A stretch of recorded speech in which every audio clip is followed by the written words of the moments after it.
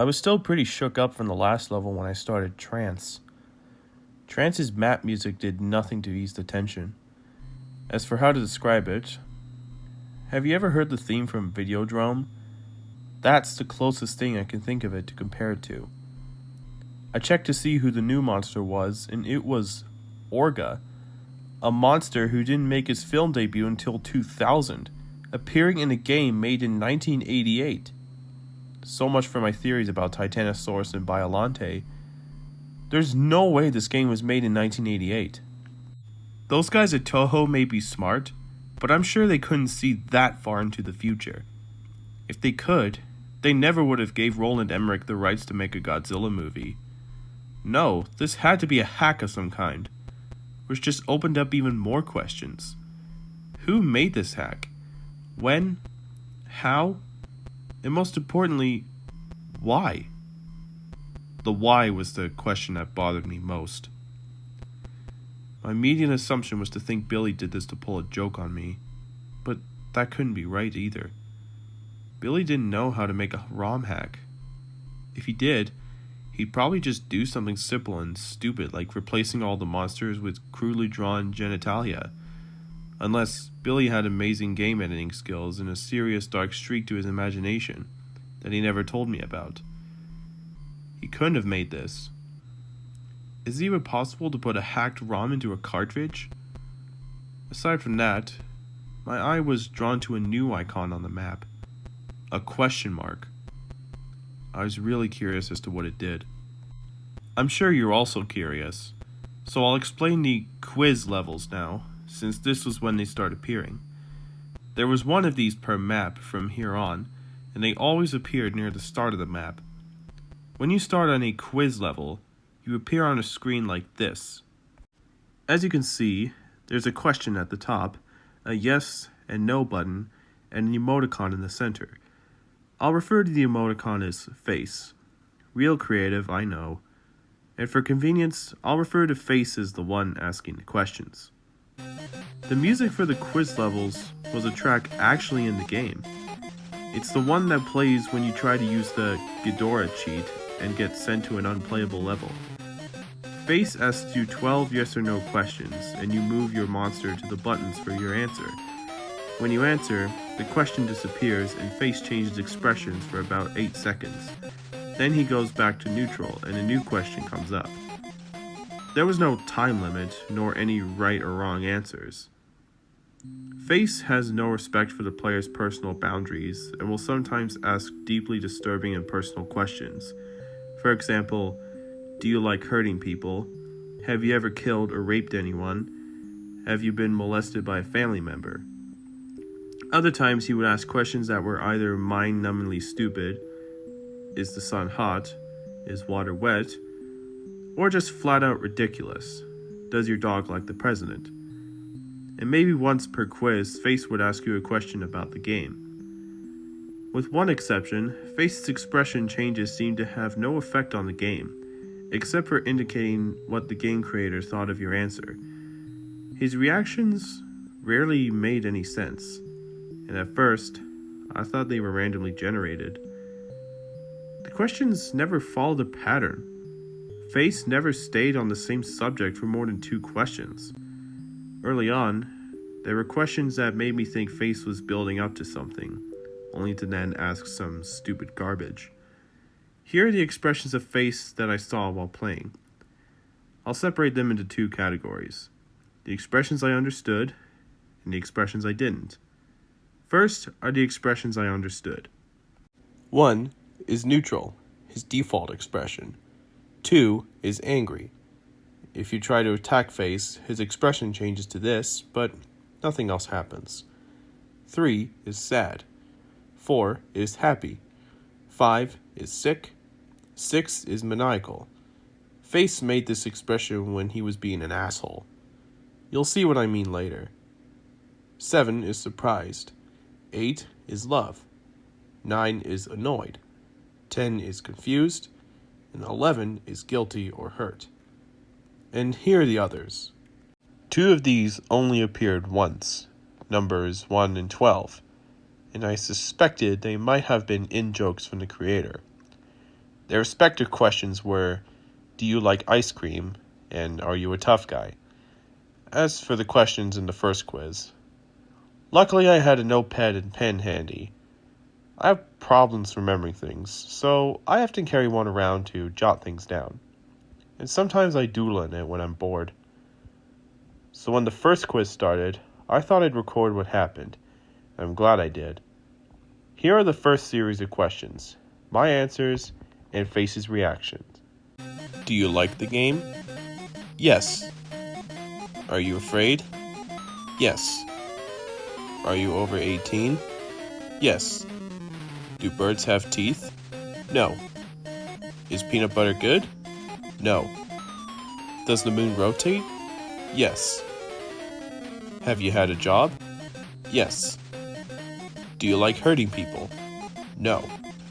Is the sun hot? Yes. Do you like dogs? Yes. Is the president good? Yes. Does your dog like the president? No. Now that I've explained all that, time for the gameplay. After the quiz level, I tried the new green temple icon first. Wow. Maybe this is why the game was so weird. One of the designers was clearly drugged out of his mind. Jokes aside, I was quite impressed by the graphics of this level, as disorienting as they were. But I hate those creepy blank staring statue faces. The music had a hypnotic Indian techno vibe to it. There were two new enemies in this level, a flying ghost type with a trunk, and a bat with a horse skull for a face. They appear at random, but I was lucky to get a screen cap of them both. Then I proceeded to a blue mountain level, expecting another nice, calm stroll. I took my time walking through and was completely taken by surprise when this happened. Not Mogira came speeding towards me and took off quite a bit of health with his tentacle screws. It only took me 2 minutes to kill him without having to worry about a time limit. But the boss monsters never showed up in the scrolling levels in the normal game. I was worried as to what other rules the game would break. After another Blue Mountain stage, it was time to fight Not Varen, whose replacement was one of the most bizarre things in the game. This strange creature attacks you by kicking, and also opening up his chest and firing heat-seeking missiles. I still don't get it. The missiles were sometimes a pain to deal with, but I found out you could tail whip them out of the way. Not Varen was probably the easiest of the monster replacements. The same could not be said for Not Hedorah. Apparently the source of the horse bats, Not Hedorah was the most aggravatingly difficult monster to fight yet. Mostly because of his special ability. He could shriek and summon a small swarm of those horse bat things. I know there's only 2 in the screen cap, but every time he did this, about 10 would arrive. The AI took advantage of the distraction and attacked twice as fast while the horse bats were flying around. Once that annoyance was over with, I went through a green temple level to kill some enemies to restore my health. Interestingly, none of the horse bats showed up after Not Hedorah was killed. And that was when I got an idea. If killing all the monsters makes the red face show up, what would happen if I avoid fighting Orga and go straight to the base? So I gave that a try. The game told me there was no monster there when I tried to start the base level. And immediately afterward, the game took control of my Godzilla piece and moved it in front of Orga. My little trick didn't work, so I tried to prepare myself for another chase. But first, I had to beat Orga. The fight with Orga confirmed another thing. Whoever created this game hack was clearly a Godzilla fan. Not only because they picked a monster like Orga, but because they actually implemented something that happened in Godzilla 2000 in a really neat way. Orga's primary attacks were a punch and a heat beam from his shoulder cavity. But once you had gotten him down to half his health, he did something new. he would expand his jaws and try to swallow Godzilla, in the process stealing your health and energy. But in doing so, he gave himself a new weakness. Firing a heat beam into his mouth would take a devastating 4 bars off his life meter. With that weakness revealed, I soon beat Orga, and despite how much I had hoped otherwise, the red face appeared on the map where the base was, and the music stopped. I readied myself as best I could. I started the level, and seeing that it was basically the same as the first. I didn't waste a millisecond before I started hauling ass. I soon encountered obstacles in the form of the ground tile, suspended in the air.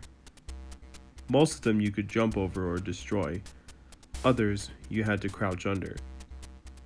About 40 seconds into it, I heard the horrible bellowing roar and saw the spider beast following close behind me. Stacks of obstacles barely slowed it down. It would back up and then charge its way through them, smashing them into bits. And when the smaller obstacles got in its way, it would expand its jaws and swallow them whole. I was afraid, but with fast thinking and faster button pressing, I escaped it yet again. I felt really excited, and so I laughed and said, "Not this time, asshole!" I decided to take a screen cap to celebrate. But when I said that sentence, just before the level ended, the monster did something that made my blood run cold. It looked at me. That wave of mortal terror overtook me again, and I sure as hell wasn't laughing anymore. I took another screen cap of the next level title, right before I rushed to the bathroom to splash some water on my face, and to take a piss that I nearly failed to contain when that freaking thing looked at me. After that, I got back onto the game and readied myself for the next world. Dementia.